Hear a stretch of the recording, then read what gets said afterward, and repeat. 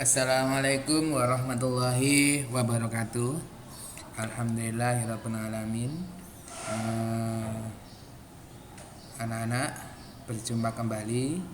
Pada kesempatan kali ini kita akan belajar tema 7 subtema 1 pembelajaran 2. Tapi sebelum belajar, Bapak mengingatkan jangan lupa berdoa dulu. Mari sama-sama berdoa dulu. Berdoa masing-masing dimulai. Selesai.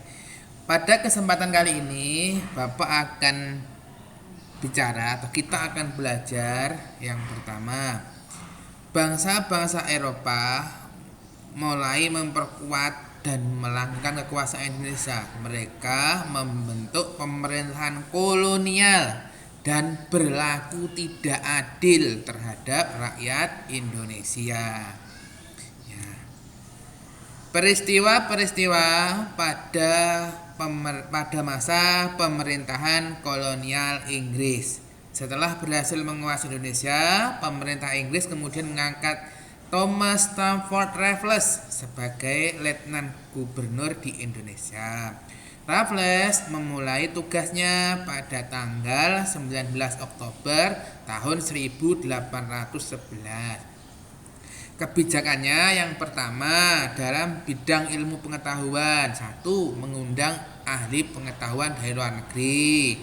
2. Raffles bersama Arnoldi berhasil menemukan bunga bangkai sebagai bunga raksasa dan terbesar di dunia.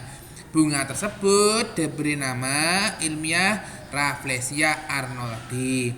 3. Raffles juga menulis buku History of Java dan merintis pembangunan kebun raya Bogor. Lanjut ya. Sekarang kebijakan Raffles dalam bidang ekonomi. 1. Menghapus kontingenten atau penyerahan diganti dengan sistem sewa tanah. 2. Sewa tanah dianggap milik negara, maka petani harus membayar pajak sesuai sebagai uang sewa. Upaya Raffles menerapkan sistem pajak tanah mengalami kegagalan karena faktor-faktor berikut. 1.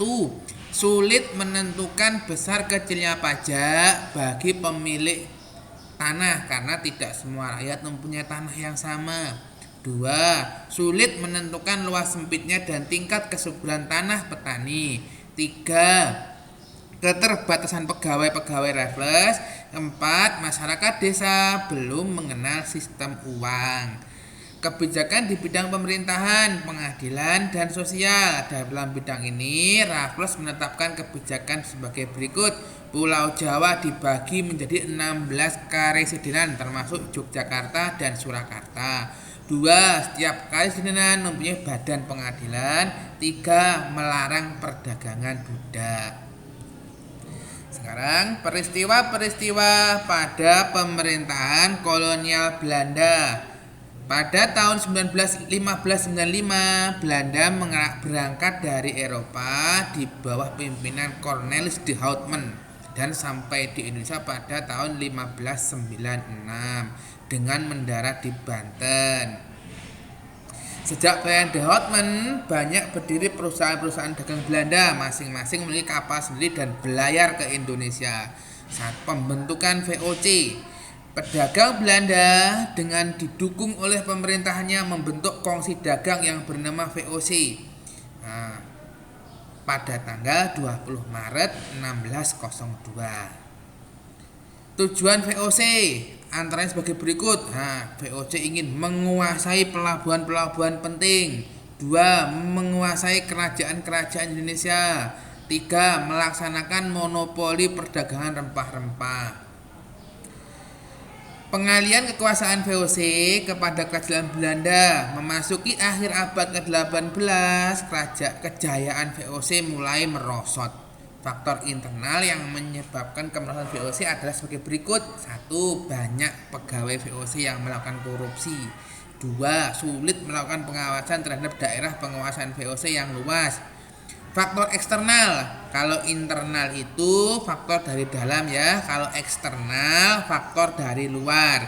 Faktor eksternal yang menyebabkan kemarahan VOC adalah sebagai berikut. 1. Meletusnya revolusi Prancis menyebabkan Belanda jatuh ke tangan Prancis di bawah pimpinan Napoleon Bonaparte. 2. Penentangan oleh rakyat Indonesia terhadap VOC dalam bentuk peperangan yang banyak menyedot pembiayaan dan tenaga. Oke, lanjut ya. Selanjutnya ada dalam pemerintahan Gubernur Jenderal Dendles. Sebagai Gubernur Jenderal, langkah-langkah yang dibuat Dendles antara lain: 1. Meningkatkan jumlah tentara dengan cara mengambil dari berbagai suku di Indonesia. 2. Membangun pabrik senjata di Semarang dan Surabaya. 3. Membangun pangkalan armada di Anyer dan Ujung Kulon. 4. Membangun jalan raya dari Anyer hingga Panarukan sepanjang kurang lebih 1.100 km. Ini dikerjakan dengan sistem kerja paksa. 5. Membangun benteng-benteng pertahanan. Dendles menerapkan sistem kerja paksa atau Rodi. Dendles juga melakukan berbagai usaha untuk mengumpulkan dana dalam menghadapi Inggris, antara lain mengadakan penyerahan hasil bumi, memaksa rakyat menjual hasil buminya kepada pemerintahan Belanda dengan harga murah, mewajibkan rakyat Priangan untuk menanam kopi dan menjual tanah-tanah.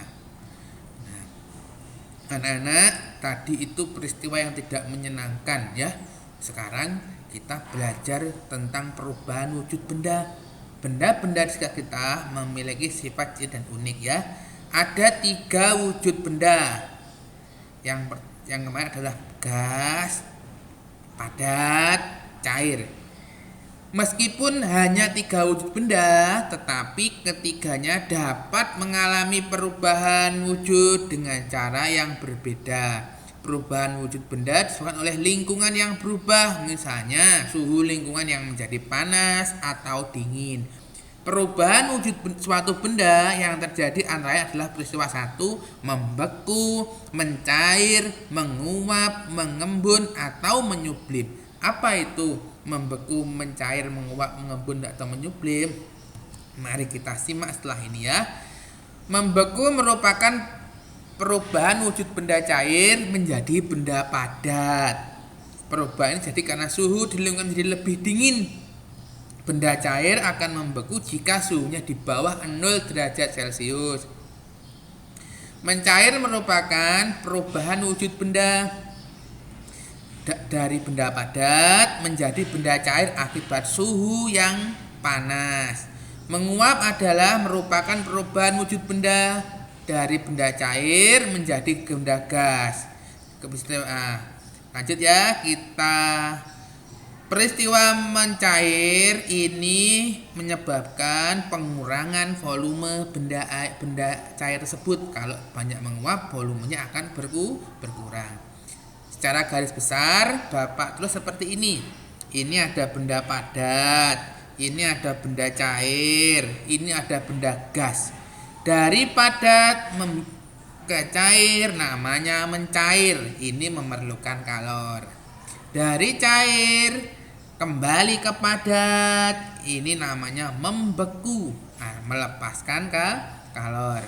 Dari padat menjadi gas, ini namanya menyublim. Peristiwa menyublim membutuhkan kalor. Dari gas menjadi padat namanya mengkristal. Peristiwa ini melepaskan kalor. Sekarang dari cair ya. Dari cair menjadi gas, ini namanya menguap. Peristiwa ini memerlukan kalor. Dari gas menjadi cair namanya mengembun. Ya, peristiwa ini melepaskan kalor. Sekarang contoh-contoh perubahan wujud benda tersebut dalam kehidupan sehari-hari. Pertama, membeku. Membeku itu dari proses perubahan benda cair menjadi padat. Contohnya adalah air yang dimasukkan ke dalam freezer sehingga membeku menjadi es batu ya. Es batu itu sebenarnya benda cair. Karena dimasukkan ke dalam freezer, es batu berubah menjadi padat. Kita lanjut ya. Mencair. Apa itu mencair? Mencair adalah proses perubahan benda padat menjadi cair. Contohnya adalah Coklat padat yang dipanaskan akan menjadi cair, atau lilin yang dibakar akan meleleh dan mencair. Nah, ini contohnya adalah es batu, apabila dipanaskan dia akan mencair. Selanjutnya ini ada lilin dibakar, dia juga akan meleleh dan mencair. Menguap. Menguap adalah perubahan wujud dari benda cair menjadi gas. Contohnya adalah proses penguapan pada air yang dimasak. Selain itu, bensin yang dibiarkan berada pada tempat terbuka lama-kelamaan akan habis, berubah menjadi gas. Ini contohnya. Ketika memasak, ketika airnya mendidih akan keluar uap. Ini adalah air dalam bentuk gas. Ini ya. Ketika terlalu banyak menguap, volume air tersebut akan semakin lama berkurang. Kita lanjut ya. Mengembun adalah peristiwa perubahan wujud dari gas menjadi cair. Pada proses ini, zat memerlukan energi panas. Contoh proses ini adalah saat es batu disimpan dalam sebuah gelas, maka bagian luarnya akan menjadi basah. Nah, ini dari mana air yang ada di luar gelas? Ini adalah air yang mengembun dari udara di sekeliling gelas karena itu suhu gelas yang dingin. Juga ketika kalian mengendarai mobil dalam keadaan hujan, maka kacanya akan terdapat embun. Menyublim ini proses perubahan wujud dari zat padat menjadi gas. Pernah lihat kapur barus atau kamper? Nah, bagaimana kamper dapat membuat wangi seluruh ruangan? Karena kamper barus dari berubah padat, dari benda padat menjadi benda gas. Lama-kelamaan kapur akan habis, atau mobil kapurnya akan habis, tetapi udara sekitar kapur barus akan berbau wangi. Selanjutnya ya, mengkristal ini suatu proses perubahan gas menjadi padat. Peristiwa ini melepaskan energi. Contoh dari mengkristal ini dapat dari berubahnya uap menjadi salju. Ya, cukup dulu untuk pertemuan kali ini. Ada kurang lebihnya saya mohon maaf. Semoga dapat membantu belajarnya Anda semua. Billahi taufiq wal hidayah. Wassalamualaikum warahmatullahi wabarakatuh.